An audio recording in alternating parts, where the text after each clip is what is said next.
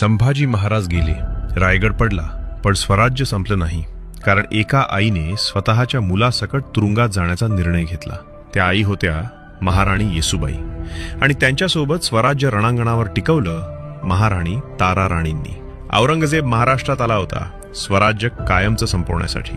संभाजी महाराजांच्या बलिदानानंतर त्याला वाटलं खेळ संपला, पण दिल्लीच्या त्या बलाढ्य बादशहाला माहीत नव्हतं की त्याची सगळ्यात मोठी लढाई अजून बाकी होती, आणि ती लढाई लढणार होत्या 2 स्त्रिया.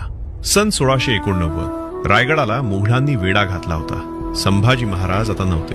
राज्य, सैन्य सगळंच अनिश्चित होतं. त्या क्षणी येसूबाईंनी एक अत्यंत कठीण पण दूरदृष्टीचा निर्णय घेतला. त्यांनी राजाराम महाराजांना संभाजी महाराजांचे धाकटे भाऊ रायगडावरून बाहेर काढून जिंजीकडे पाठवलं, जेणेकरून स्वराज्याचं नेतृत्व जिवंत राहील आणि स्वतःला आणि आपल्या लहान मुलाला